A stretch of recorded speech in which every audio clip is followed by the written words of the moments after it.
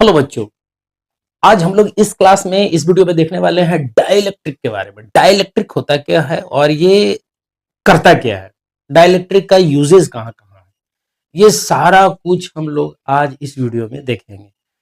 ठीक है, और इससे रिलेटेड जो जो भी क्वेश्चन आता है उसकी भी बात करेंगे। लेकिन पहले हम लोग देखते हैं कि डाइलेक्ट्रिक जो है वो है क्या और काम कैसे करता है। ठीक है, तो पहले हम लोग समझते हैं कि डाइलेक्ट्रिक जो अभी तक हम लोग पढ़ते आ रहे थे उसी के में चल रहे हैं कि डाइलेक्ट्रिक है क्या। अगर हमारे पास कहा गया कि डाइलेक्ट्रिक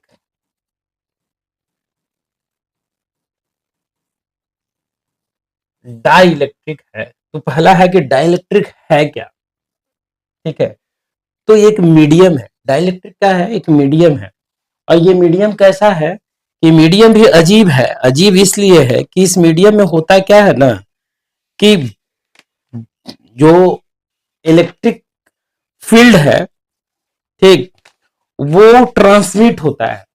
इलेक्ट्रिक फील्ड जो है ना वो ट्रांसमिट होता है। क्लियर है। लेकिन ट्रांसमिट जो होता है वो कंडक्ट करते हुए इलेक्ट्रिक करंट को कंडक्ट नहीं करता है। मतलब कि समझ रहे हो आप, डाइलेक्ट्रिक इलेक्ट्रिक करंट को फ्लो नहीं करता है, इलेक्ट्रिक करंट को कंडक्ट नहीं करता है। Without conducting the electric current electric field transmit हो जाता है, उससे होता हुआ पार कर जाता है। नहीं समझ में आया? देखो ये कहना क्या चाह रहे हैं, जैसे मान लो कि एक चार्ज है, ये पॉजिटिव ये नेगेटिव। अब दोनों के बीच में पहले फोर्स लग रहा था 50 न्यूटन, मान लो। अब एक मीडियम डाल दिए दोनों के बीच में। ठीक है, अब जैसे ही मीडियम को डाले, कोई दूसरा मीडियम नॉन कंडक्टिंग मटेरियल का मीडियम है, वो डाल दिए, तो जैसे ही डाले तो फोर्स 50 से हो गया 20 न्यूटन। तो 20 न्यूटन हो रहा है, इसका मतलब कि इससे इस मटेरियल से होता हुआ एक, इस मटेरियल जो मटेरियल हमने डाला है, जो मीडियम हमने डाला है दोनों चार्ज के बीच में, तो इस मटेरियल से होता हुआ इलेक्ट्रिक फील्ड लाइंस या इलेक्ट्रिक फील्ड पास कर रहा है कि नहीं कर रहा है? बिल्कुल कर रहा है। तो वो जो घट गया और जो पास करने दे रहा है, तो जो पास करने दे रहा है यानी कि उससे जो इलेक्ट्रिक फील्ड लाइन पास कर रहा है, तो पास करने देने की इसी गुण को कहा गया डाइलेक्ट्रिक। समझ में आ गई? और इस मटेरियल को कहा जाता है डाइलेक्ट्रिक मटेरियल, जिसको कि हम लोग पहले भी हम लोग चैप्टर फर्स्ट में देख चुके हैं। चैप्टर फर्स्ट में हम देख चुके हैं कैसे, तो हमने डाइलेक्ट्रिक कांस्टेंट रिलेटिव परमिटिविटी का डिफिनेशन दिए थे वहां पे। Ratio of force in one medium to the force in another medium या फ्री मीडियम। तो यहाँ पे हम लोग डाइलेक्ट्रिक का डिफिनेशन लिखे, अगर कि डाइलेक्ट्रिक होता कहा है तो लिखेंगे दोज मटेरियल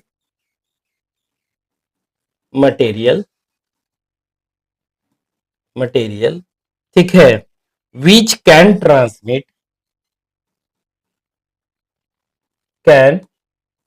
देखो यहाँ पे तुम भी transmit electric electric effect effect without without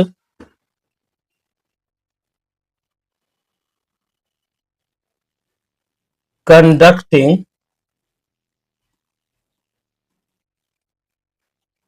electric current. समझ में आ रहा है? यहाँ पे जो बोले ये समझ में आया? यानी कि एक ऐसा मीडियम, जैसे कि हम यहाँ पे बोल रहे थे कि एक चार्ज है, मान लो यहाँ पे पॉजिटिव चार्ज, यहाँ पे निगेटिव चार्ज, एक बड़ा सा चार्ज। अभी दोनों के बीच का फोर्स कितना था? बोले थे कि 50 न्यूटन। अब एक दूसरा मीडियम डाल दिए ये, अब इसके कारण फोर्स घट के कितना आया? 20 न्यूटन। तो 20 न्यूटन सब कुछ सेम था, डिस्टेंस सेम था, चार्ज सेम था, each and everything was constant, but it's force become 20 newton. What was the reason behind this medium. ये जो मीडियम था ना, ये मीडियम के कारण सारा कुछ हुआ. तो ये मीडियम क्या किया, अपने से होकर इलेक्ट्रिक इफेक्ट को जाने दिया, तभी तो इतना फोर्स लग रहा है. अगर अपने से होकर फोर्स को जाने की दम नहीं देता, इलेक्ट्रिक इफेक्ट को जाने की दम नहीं देता, तो दोनों के बीच का फोर्स क्या हो जाता, जीरो. सिंपल. तो यहां पे यानी कि कहने का अर्थ ये है कि डाइलेक्ट्रिक क्या है, डाइलेक्ट्रिक क्या है, तो एक तरह का मीडियम है, जिस मीडियम से होता हुआ कौन पास करेगा, इलेक्ट्रिक इफेक्ट पास करता है, इलेक्ट्रिक फील्ड लाइंस पास करता है. ठीक है. तो वो कंडक्टिंग प्रॉपर्टी, यानी कि इसका एक और कुछ डिफिनेशन दे सकते हैं. वो डिफिनेशन क्या देता है, conducting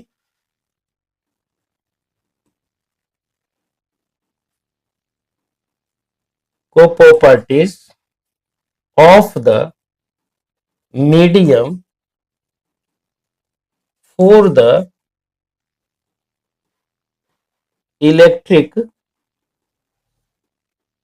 field line without real flow of electric current. ठीक है. ये भी हम कह सकते हैं, यानी कि एक ऐसा मीडियम जिससे रियल में इलेक्ट्रिक करंट तो फ्लो नहीं कर सकता है. ठीक है. अब जनरली डाइलेक्ट्रिक क्या हो जाएगा उस कंडीशन में, तो हम लिख सकते हैं जनरली, लिख जाइए, जनरली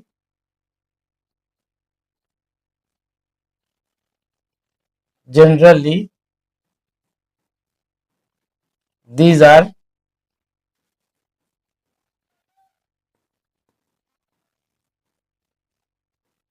इंसुलेटर. अब ये कैसा होगा, तो ये कैसे होंगे, इंसुलेटर होंगे. ये जो डाइलेक्ट्रिक कंडक्ट करेंगे ये इंसुलेटर होंगे, इंसुलेटिंग मटेरियल होंगे. अब इंसुलेटर में कौन कौन सा हो गया आपको पता है, इंसुलेटर कौन कौन सा हो गया, पानी इंसुलेटर है, ऑक्सीजन है, हाइड्रोजन है, बहुत सारा मटेरियल है, पीवीसी है, पॉलीविनाइल क्लोराइड है, पीवीसी है, ये सब सब इंसुलेटिंग मटेरियल है. ठीक है. ये सब इंसुलेटिंग मटेरियल है, यानी कि ये सब को क्या कहेंगे हम लोग, डाइलेक्ट्रिक. समझे, क्लियर है. ये डाइलेक्ट्रिक हो गया. अब रही बात कि डाइलेक्ट्रिक के बारे में हम पढ़ रहे हैं कि डाइलेक्ट्रिक होता क्या है, तो इसका यूज क्या क्या है, कहाँ कहाँ है और कैसे कैसे है. तो इस चीज को यहाँ पे हम दिखाए हैं एक डायग्राम से, वेन डायग्राम से. ये हमारे पास है डाइलेक्ट्रिक. ये अब देखो तो टाइप ऑफ डाइलेक्ट्रिक में टाइप क्या क्या हो सकता है, तो मेरे पास कहा गया सॉलिड डाइलेक्ट्रिक भी हो सकता है. अरे इंसुलेटर तो सॉलिड हो सकता है ना, बिल्कुल हो सकता है.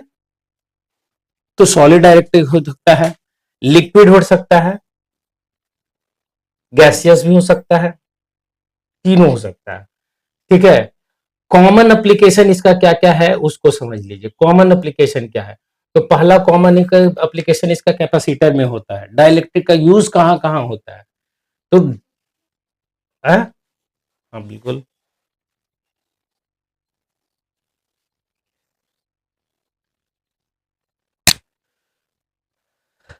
दिख तो रहा है, देखते हैं.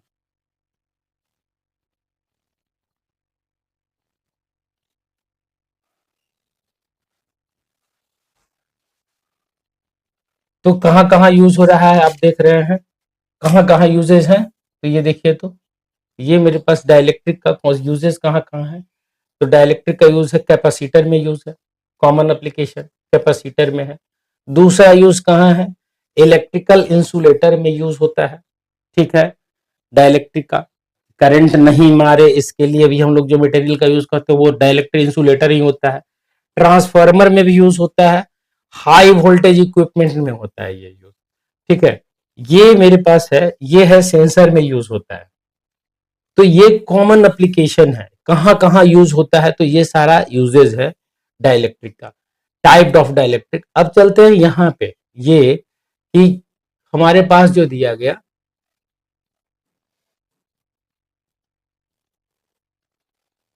ये देखिएगा,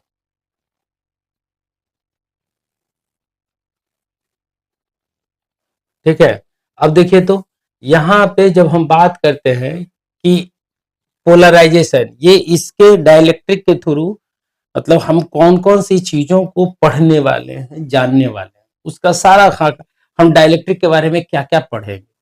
तो फर्स्ट है हमारे पास पोलराइजेशन, इलेक्ट्रिकल इलेक्ट्रॉनिक पोलराइजेशन, आयनिक पोलराइजेशन, ओरिएंटेशनल पोलराइजेशन और इंटरफेसियल पोलराइजेशन। ये है मेरे पास, ये देख रहे होंगे आप, दिख रहा है, ये इतना सारा पोलराइजेशन है और सबको हम लोग देखेंगे। ठीक है, डाइलेक्ट्रिक कांस्टेंट, इसी को कहते हैं हम लोग, डाइलेक्ट्रिक का ही दूसरा नाम यहाँ पे दिया गया है, ये जो है परमिटिविटी, याद है परमिटिविटी, रेशियो और एनर्जी स्टोरेज कैपेसिटेंस, इस पे डिपेंड करता है। अब ये पूछोगे कि ये कहाँ आया था, तो देख, याद है इप्सिलॉन आर बराबर आया था हमारे पास इप्सिलॉन बटा में इप्सिलॉन नॉट आया था, और इसी को तो कहते थे डाइलेक्ट्रिक कांस्टेंट।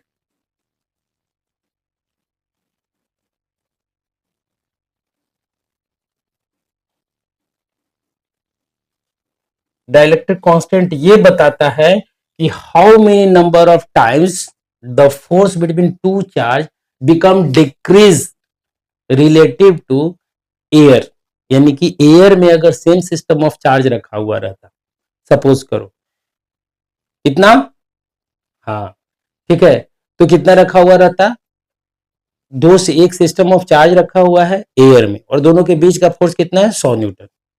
अब उसी चार्ज को, सेम सिस्टम ऑफ चार्ज को हम डाल दिए पानी में, और मान लो कि फोर्स की वैल्यू हो गई 25 न्यूटन, तो इसका रेशियो निकालें तो कितना निकल के आएगा, रेशियो कितना आएगा, 4 आएगा ना। अगर हमारे पास 100/4 करोगे, 25 करोगे, तो 100/25 कितना आएगा, 4। ठीक है, तो हमारे पास जो आएगा वो रेशियो कितना आ जाएगा, पता चल गया। अब इसी हिसाब से यहाँ पे डाइलेक्ट्रिक कांस्टेंट यही बताता है, डाइलेक्ट्रिक कांस्टेंट ये बताता है कि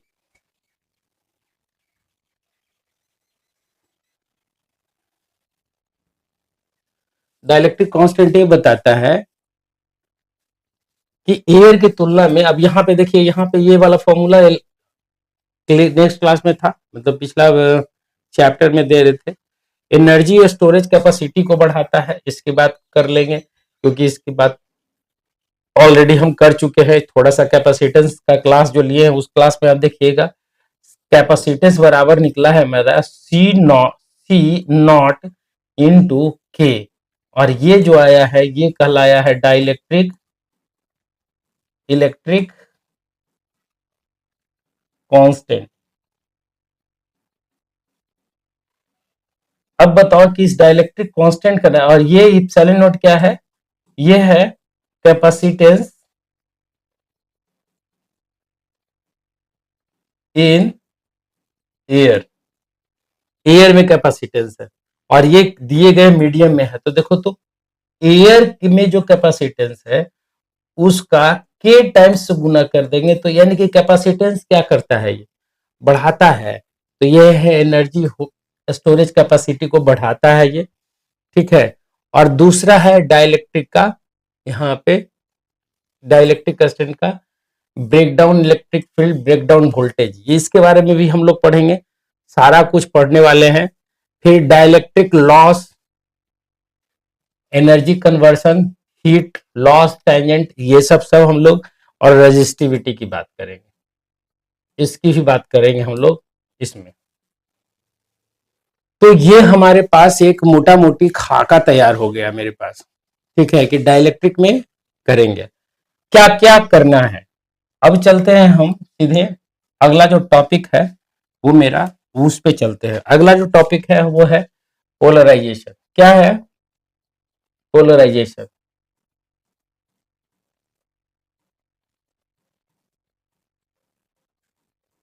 पोलराइजेशन, ठीक है। पोलराइजेशन एक फिनोमेना है। इसमें क्या होता है कि कहा यह गया, देखो पहले हम इसको चीज को समझा देते हैं, उसके बाद लिखवाएंगे तो ज्यादा मजा आएगा। कहा यह गया कि मान लो कि ये प्लेट है, दो प्लेट, इस पे हम पॉजिटिव चार्ज है दिए हुए, ठीक है। तो ये अपने आप ही निगेटिव चार्ज इंड्यूस्ड हो जाएगा। इंडक्शन में ये पढ़ाया गया था, ये निगेटिव चार्ज इंड्यूस्ड हो गया, ठीक है। अब जब निगेटिव चार्ज इंड्यूस्ड हो गया, अभी इस मीडियम में कुछ नहीं है, लेकिन जैसे ही एक दूसरा मीडियम डालें, यहाँ पे एक दूसरा मीडियम डालें, ये मेरे पास डाला है, ये डला गया। अब जैसे ही ये मीडियम डलाया है मेरे पास, हुआ क्या, ये पॉजिटिव के कारण यहाँ पे क्या बन जाएगा, इस पर निगेटिव इंड्यूस्ड हो जाएगा, क्योंकि नियर बाय यही है, ठीक है। अब जैसे ही इस पे निगेटिव होगा और इस निगेटिव के बगल में क्या जनरेट इंड्यूस हो जाएगा, पॉजिटिव इंड्यूस हो जाएगा। अब लग रहा है कि इस पर, इसमें एक इसका खुद का इलेक्ट्रिक फील्ड जनरेट हो गया इधर की ओर,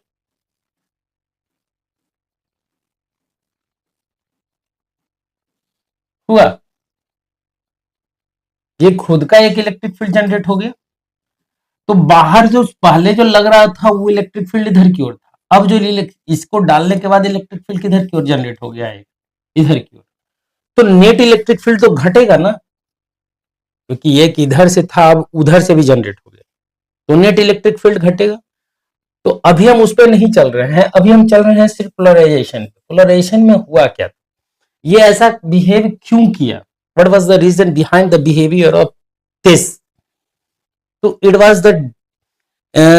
was the main cause for the behaving of this material to become induced like a charge body. Positive charge on this edge, negative charge on this edge, and their own electric field. So we will discuss here the cause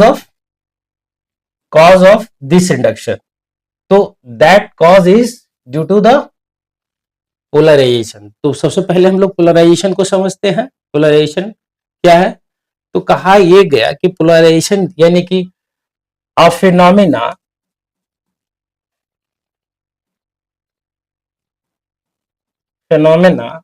in which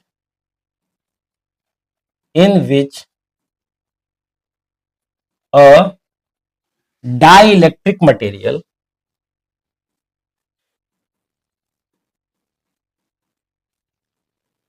dielectric, रुक जाइएगा, dielectric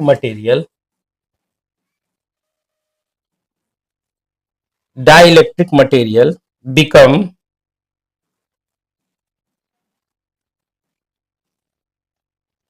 becomes polarized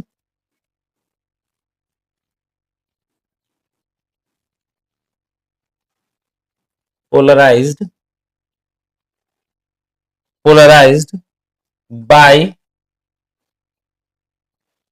effect of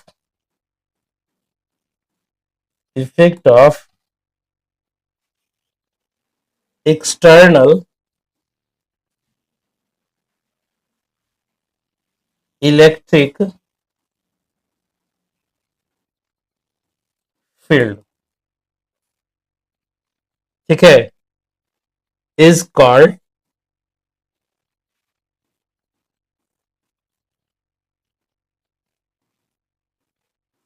polarisation, ठीक है। समझ में आ रहा है,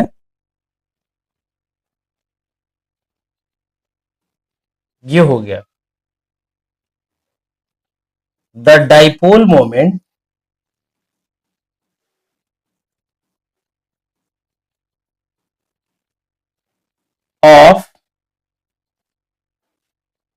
polarized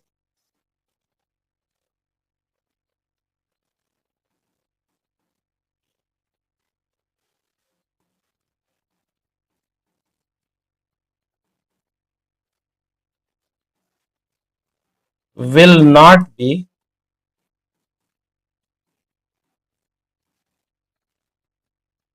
zero, यानी dipole moment उसका पोलराइज मटेरियल का जीरो नहीं होगा, याद रखिएगा। ये बताया गया कि पोलराइज मटेरियल का डाइपोल जो होगा वो जीरो नहीं होगा, यानी कि यहाँ पे कहा यह गया कि इसका पोलराइज डाइपोल मोमेंट हो गया ना। अब रही बात की कॉज ऑफ, ये अगर शो कर रहा है पोलराइजेशन क्या है तो ये पता चल गया, यानी कि पोलराइजेशन एक घटना है जिसके में कि का होता क्या है, तो किसी भी डाइलेक्ट्रिक मटेरियल को जब एक्सटर्नल इलेक्ट्रिक फील्ड में डालते हैं तो वो पोलराइज होकर करके पोलराइज हो जाता है और उसका डाइपोल मोमेंट जीरो नहीं होता है उसका, जबकि उस जब जब ये डाइअथी में नहीं था, मतलब ये डाला नहीं गया था, जब बाहर था तो इसका डाइपोल मोमेंट क्या था, यानी कि पी का वैल्यू क्या था, जीरो। लेकिन जैसे ही इसमें डाला गया तो पी का वैल्यू क्या हो गया, नॉट इक्वल टू जीरो। समझे? तो इस घटना को हम लोग क्या कहें, डाइलेक्ट्रिक कहें। ठीक है, क्लियर है? अब चलते हैं आगे। कहा गया कि मेरे पास एक क्वेश्चन आया, खुद से अगर क्वेश्चन पूछे कि हु विल शो पोलराइजेशन, यानी कि हम अगर कह रहे हैं कि हु विल शो पोलराइजेशन,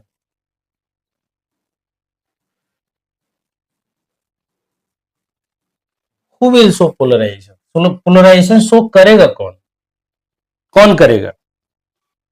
तो पोलराइजेशन से शो करेगा इंसुलेटिंग मटेरियल। ठीक है, इंसुलेटिंग मटेरियल भी दो तरह का, एक हो गया मेरे पास कौन, नन पोलर, और एक हो गया पोलर, यानी कि एक में पहले से पोलैरिटी हो, ठीक है, और एक में पोलैरिटी ना हो।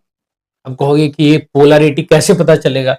अब देखो तो HCl, HCl, HCl क्या है, पोलर है, पोलर। ठीक, इसका डाइपोल मोमेंट क्या होता है, डाइपोल मोमेंट जो होता है, moment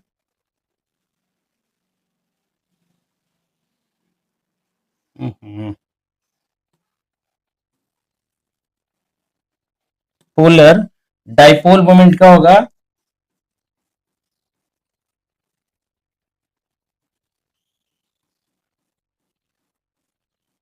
not zero.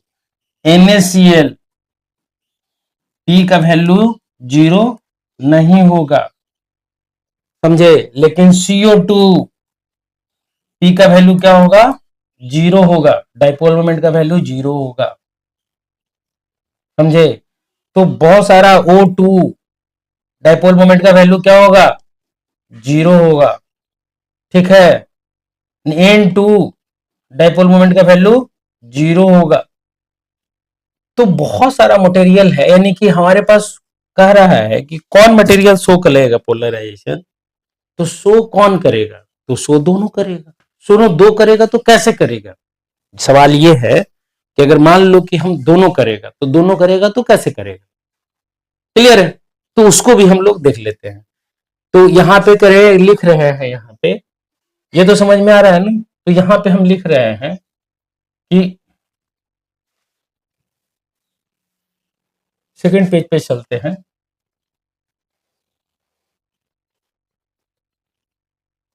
Polarisation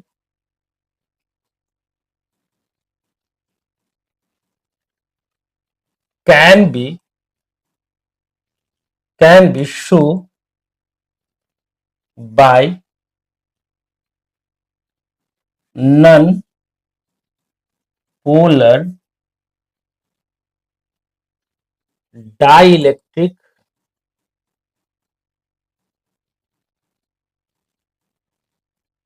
material, पहला, और दूसरा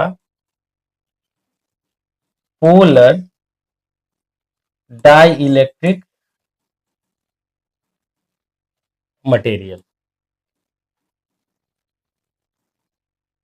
ठीक है, ये दोनों शो करेगा, यानी कि ये भी शो करेगा और ये भी शो करेगा, नन पोलर भी शो करेगा और पोलर डाइलेक्ट्रिक मटेरियल दोनों शो करेगा। अब डाइलेक्ट्रिक मटेरियल क्या था हम समझ रहे थे, अब चलते हैं हम एक एक करके पोलर कैसे शो करते। देखो हम एक एक्सप्रेशन निकालेंगे इस पे, जिसके बारे में हम लोग देख आगे बात करते हैं। पहले हम लोग समझ लेते हैं कि नन पोलर शो करते हैं, नन पोलर कहते किसको है, पहले उसकी बात कर लेंगे। तो हम यहाँ पे लिखे कि एज वी नो दैट, आप लोग सोच रहे होंगे कि इतना लिखवाने का क्या मतलब है, तो बोर्ड भैया एक्सप्लेनेशन चाहता है, वो शॉर्टकट नहीं चाहता है। 32 पेज आपको दिया जा रहा है, तो यही सोच के 32 पेज दिया जा रहा है, मतलब कि 64 फेज दिया जा रहा है। 32 पेज का मतलब 64 फेज हो गया। ठीक है, तो 64 फेज दिया जा रहा है लिखने के लिए। As we know that every atom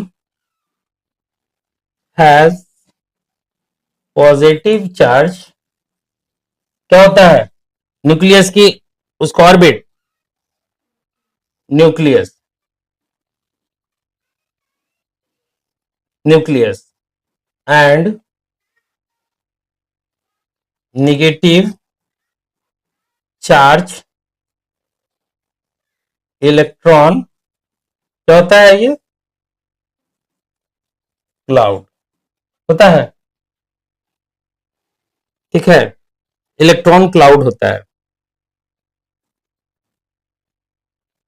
surrounding bye it. ठीक है, ये जानते हैं। अब हुआ क्या कि ये दोनों देखो यहां पे क्या हुआ कि पॉजिटिव चार्ज जो है न्यूक्लियस, ठीक है, इसका सेंटर और मास और चार्ज का जो सेंटर है दोनों कोइंसाइड रहता है, और निगेटिव चार्ज के साथ भी यही होता है, यानी कि एक दूसरे कोइंसाइड करने का मतलब क्या हुआ, एक दूसरे के ऊपर रहना। ठीक है, तो यहां पे कहानी यही से शुरू होती है। कहा यह गया नन पोलर कहने का मतलब, ये हम बता रहे हैं किसका, यहां पे लिख ले रहे हैं, non polar dielectric material. ठीक है, वो कैसे पोलराइजेशन शो करेगा उसकी बात कर रहे हैं। ठीक है, अब देख रहे हैं कि ये जो तुम हमारे पास दिखा पॉजिटिव रीजन है निगेटिव रीजन है, अब यहाँ पे पॉजिटिव चार्ज रीजन के बारे में कहें तो हम लिख रहे हैं कि positive charge region have, positive charge region have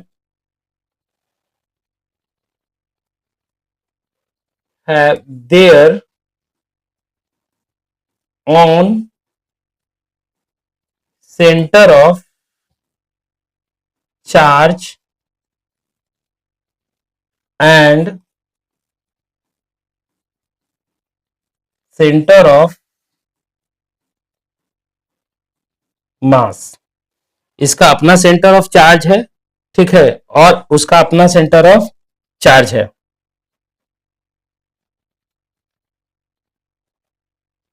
ठीक है, उसी तरह से सेम यहां पे चले आते हैं, यहां पे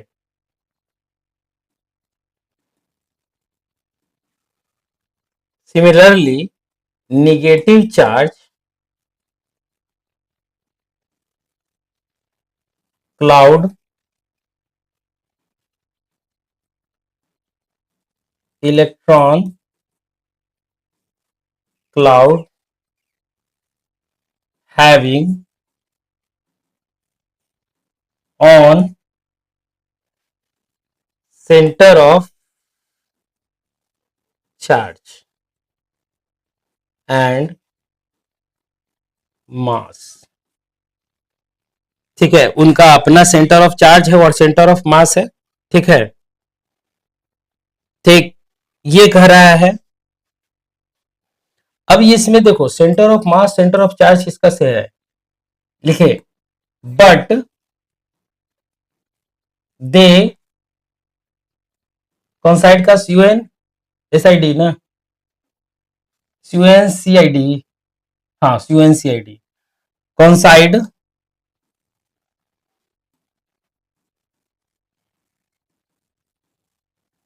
विथ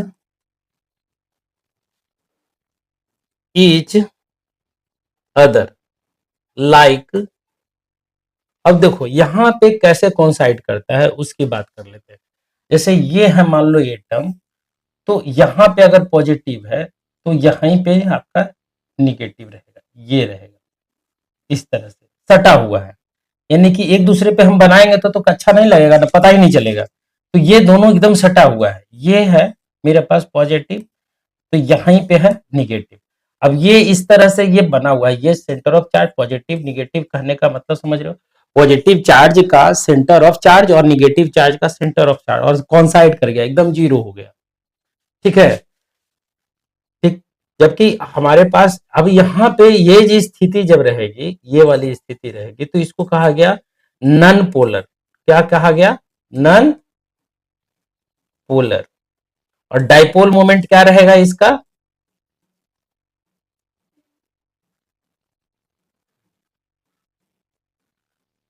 जीरो, ठीक है। तो इसको कहा गया नन पोलर, समझ में आ रहा है, ये कहलाया नन पोलर। क्लियर है मटेरियल। अब नन पोलर मटेरियल कहने का मतलब समझ में आ गया ना, कि नन पोलर मटेरियल उस मटेरियल को कहेंगे कि जिसमें कि पॉजिटिव चार्ज जो इलेक्ट्रॉन्स होता है, प्रोटॉन होता है, और उसका जो सेंटर ऑफ मास होता है वो, और निगेटिव चार्ज इलेक्ट्रॉन होता है सेंटर मास, सब कॉन्साइड कर जाता है, यानी कि सब एक दूसरे पे आ गया। तो उस कंडीशन में क्या हो गया कि टोटल जो चार्ज होगा, यानी कि डाइपोल मोमेंट क्या हो जाएगा, जीरो होगा, और ये कहलाएगा नन पोलर। लेकिन जैसे ही इसको अगर हम रखते हैं इलेक्ट्रिक फील्ड में, एक्सटर्नल लिखेंगे, वे हम लिख रहे हैं when this medium is placed in the external electric field, then the center of positive charge moved along the external electric field and center of negative charge move opposite to the external electric field। अब बोलोगे कि ये क्या मतलब है, ठीक है। तो इसको इसको इस तरह से समझते हैं, ये मेरे पास इसका कहने का क्या मतलब है, ये कहना क्या चाह रहा है। तो जैसे यहाँ पे हम बता रहे हैं, यहाँ पे बता रहे हैं, देखिएगा यहाँ पे ध्यान दीजिएगा, यहां से। अब जैसे मान लो ये मटेरियल था मेरे पास, ये मटेरियल है, ठीक है। अभी यहाँ पे है इसका पॉजिटिव निगेटिव, यहाँ पे है इसका पॉजिटिव निगेटिव, यहाँ पे है इसका पॉजिटिव निगेटिव। एक छोटा छोटा हर एक एटम की बात कर ले रहे हैं, हर एक एटम की, ये पॉजिटिव निगेटिव है ना, सॉरी इसमें दोनों आ गया, पॉजिटिव निगेटिव ना, दो दो को पॉजिटिव आ गया, गड़बड़ हो गया ना, पॉजिटिव निगेटिव, ठीक है। अब इसी तरह से सब जगह है, ठीक ना। अब जैसे ही ये मान लो मटेरियल है, पॉजिटिव निगेटिव है, अभी कोई नहीं है, यानी कि एक्सटर्नल फील्ड क्या है, फील्ड क्या है, ई नोट अगर लें तो 0 है। ठीक, डाइपोल मोमेंट अगर पी का वैल्यू ले तो वो भी क्या हो जाएगा, 0 हो जाएगा, क्योंकि कोइंसाइड कर गया है। तो हमको डाइपोल मोमेंट का फार्मूला पी बराबर क्यू इंटू टू ए था। अब टू ए ही नहीं रहेगा, चार्ज होने के बावजूद डाइपोल मोमेंट का वैल्यू क्या हो जाएगा, 0 हो जाएगा, जाहिर सी बात है। अब हम क्या किए, यहाँ पे एक्सटर्नल इलेक्ट्रिक फील्ड जो है, यू नॉट 0 है, ये है। अब इस मटेरियल को हम रख दिए किसमें, एक्सटर्नल इलेक्ट्रिक फील्ड में। अब जैसे ही रखे यहाँ पे, तो ये मेरे पास था, ये एक्सटर्नल फील्ड इधर की ओर लगाया, ई नॉट। ठीक, अब लगाया तो हुआ क्या कि पॉजिटिव जो था वो थोड़ा सा इधर की ओर शिफ्ट करेगा, उसको रिपेल करेगा, और निगेटिव को क्या करेगा, इधर की ओर शिफ्ट करेगा, तो ये किधर किधर की ओर खिसक जाएगा, ये हो जाएगा। क्लियर है।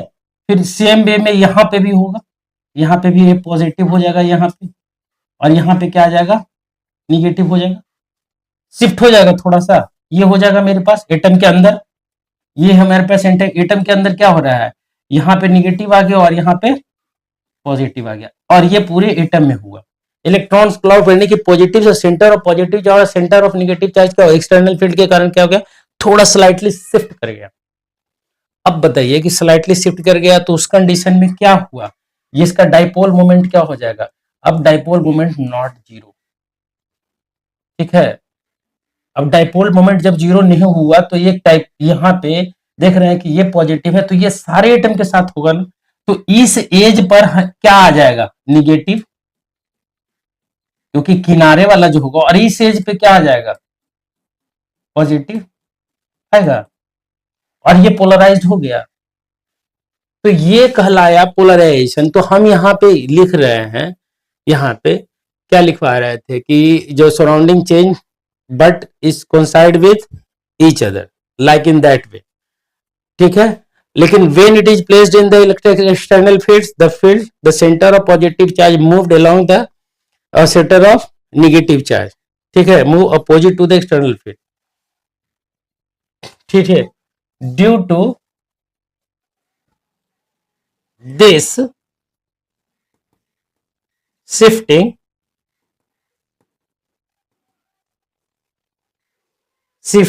of center of charge, the material become क्या हो जाएगा,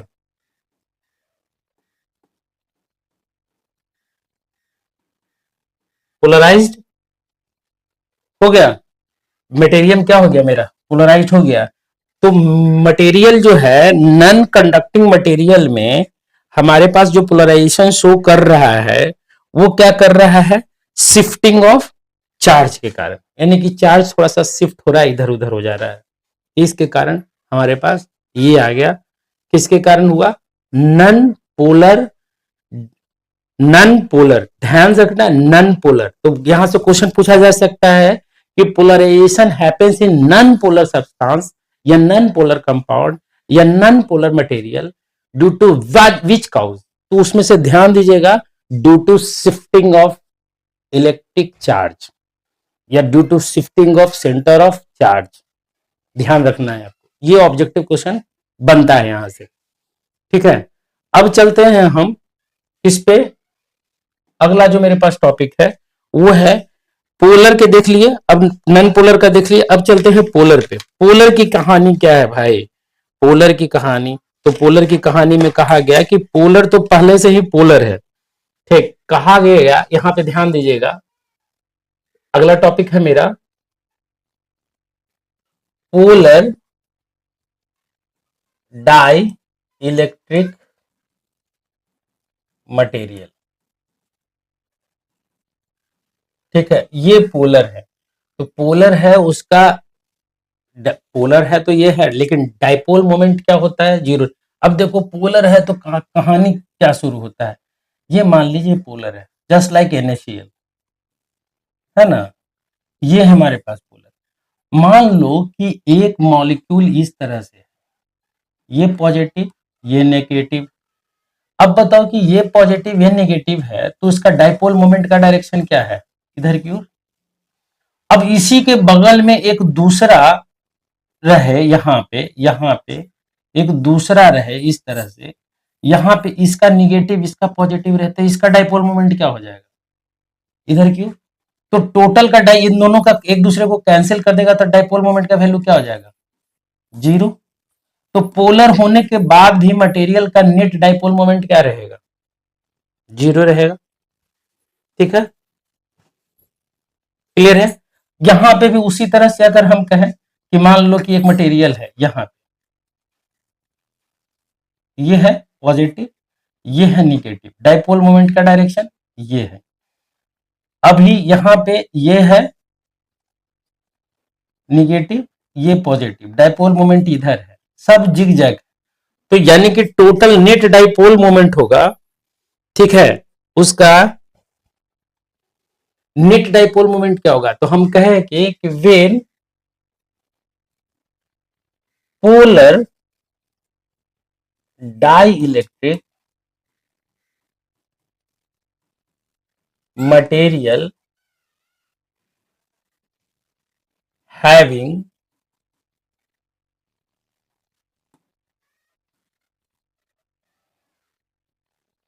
material having net dipole moment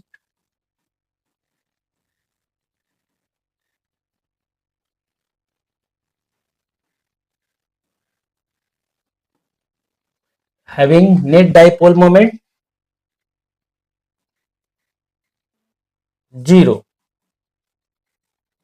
zero but individual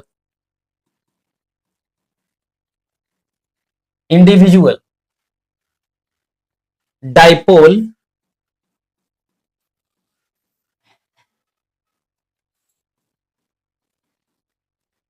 of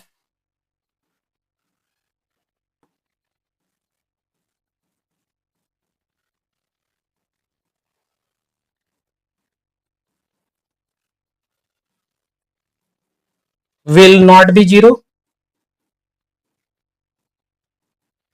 समझ में आ रहा है।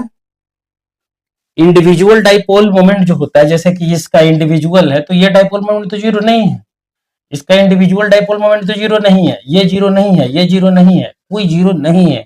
लेकिन नेट डाइपोल मोमेंट की बात करें तो क्या हो गया, ये तो जीरो हो गया। क्लियर है। तो इसको कहा गया, आपको इसको कहा गया कि ये भैया पोलर होने के बावजूद ये अभी जब एक्सटर्नल फील्ड नहीं है तो ये अपनी polarity net dipole moment zero होगा। ठीक है, इस तरह का मटेरियल जो है, यानी कि हम कहें कि P जो होगा इसका, ये P नेट की बात करें अगर नेट मटेरियल की, तो ये क्या हो जाएगा, ये जीरो होगा। ठीक है, मटेरियल में नहीं डाला हुआ, लेकिन इंडिविजुअल डाइपोल मोमेंट क्या है, सबका जीरो है। इंडिविजुअल में सॉरी इंडिविजुअल डाइपोल मोमेंट क्या है सबका, यानी ये यहाँ पे P का वैल्यू क्या है, जिसको कहते थे एटॉमिक डाइपोल,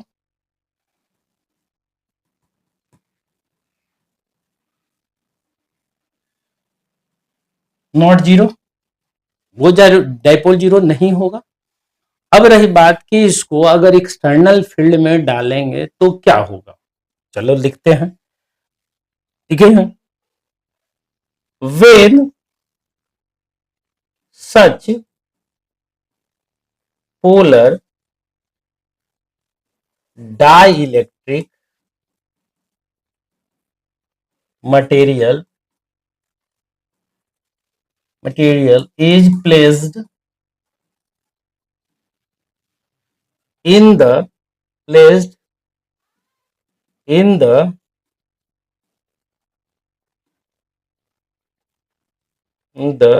external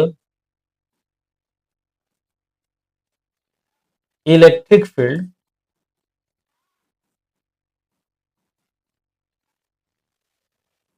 then अब बताओ तो क्या होने वाला है, then the individual dipole moment क्या होगा। हम पढ़े थे कि किसी भी डाइपोल को अगर यहाँ पे डाइपोल है, पॉजिटिव है और निगेटिव है और एक्सटर्नल फील्ड में डालेंगे उसको, तो इस पे एक फोर्स लगेगा इधर की ओर और इस पे फोर्स लगेगा इधर की ओर, ये रोटेट हो जाएगा और रोटेट होकर के जो तो जगह पहले आंख धो के तो रोटो ये रोटेशन अटेंड करेगा और रोटेशन अटेंड कर करके ये चाहेगा इक्विलिब्रियम में आ जाना। इक्विलिब्रियम कंडीशन क्या होता है? इक्विलिब्रियम कंडीशन में क्या डाइपोल मोमेंट का डायरेक्शन ये हो जाता है, यानी इधर निगेटिव इधर पॉजिटिव, ये होता था इक्विलिब्रियम कंडीशन। इसके बारे में ऑलरेडी बताया जा चुका है हमको, ठीक है। तो जहां पे हम उसकी उसी का यूज कर रहे हैं कि when such polar dipole material is placed in the external electric field, then individual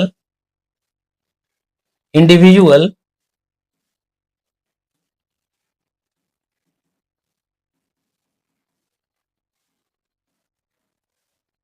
सही है, DUAL होता है ना,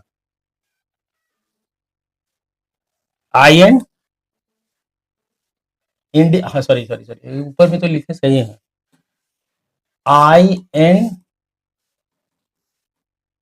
INVIDUAL individual, then individual dipole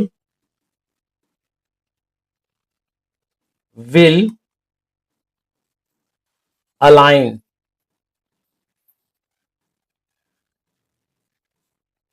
will alignment along ALIGN होता है, अलाइन कर देते हैं इसको, अलाइनमेंट ठीक नहीं लग रहा है ना, align along the external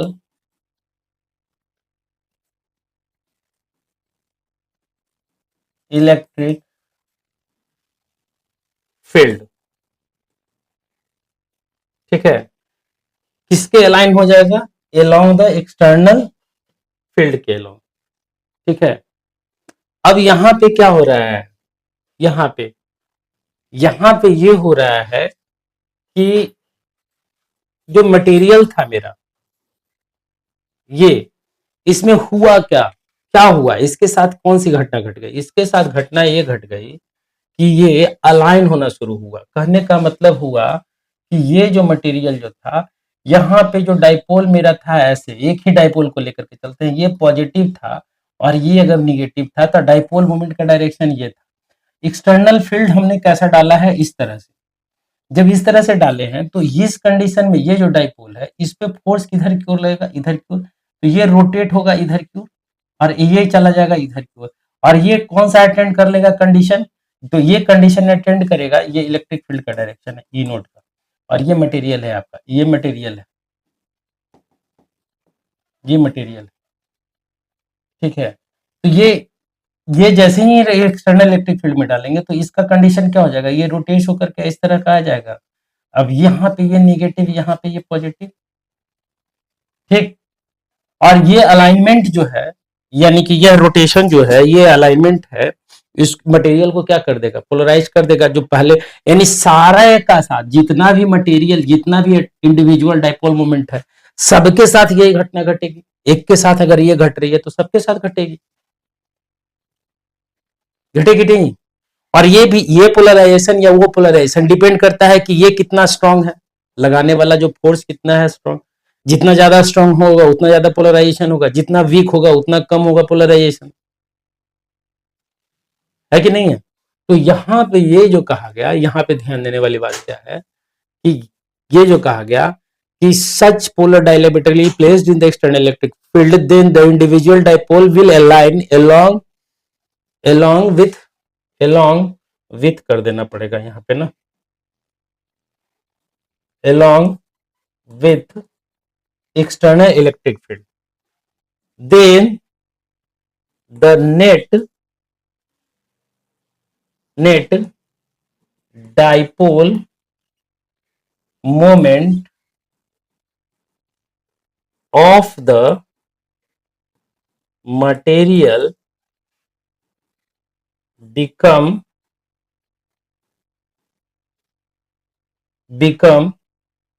sum of sum of each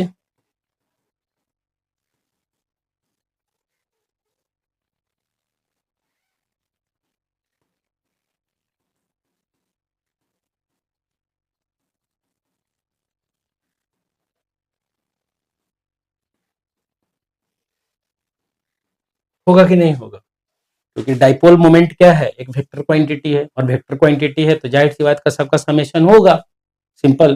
तो यहाँ पे तो ये गला कहलाया कहां। अब यहाँ पे क्वेश्चन कैसे बनेगा, ऑब्जेक्टिव क्वेश्चन, क्वेश्चन बनेगा कि इन व्हाट कंडीशन, इन या in due to which one of the following reason polar dielectric material become polarized when it is placed in the external field. और 4 ऑप्शन दिया हुआ है, तो ध्यान रखिएगा कि जहां पे अलाइनमेंट होगा, अलाइनमेंट ऑफ एटॉमिक डाइपोल या मॉलिक्यूलर डाइपोल, या फिर होगा जहां पे रोटेशन ऑफ एटॉमिक डाइपोल या मॉलिक्यूलर डाइपोल, तो वो वाला ऑप्शन आपको मारना है, ठीक है।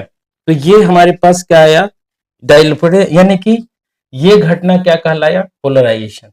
ये अब देखिए, तो जब ये मान लो कि पोलराइज कर गया, ये पोलराइज कर गया, तो पोलराइजेशन के बाद हुआ क्या, पोलराइजेशन के बाद जो हमारे पास मटेरियल आया, तो उस मटेरियल में क्या हुआ, एक्सटर्नल इलेक्ट्रिक फील्ड ये रहा।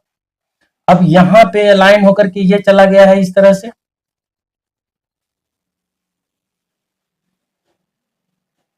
अब ये हमारे पास निगेटिव, ये पॉजिटिव, ये निगेटिव, ये पॉजिटिव, ये निगेटिव, ये पॉजिटिव, ये निगेटिव, ये पॉजिटिव, सॉरी, ये निगेटिव, ये पॉजिटिव, उसी तरह से ये निगेटिव, ये पॉजिटिव,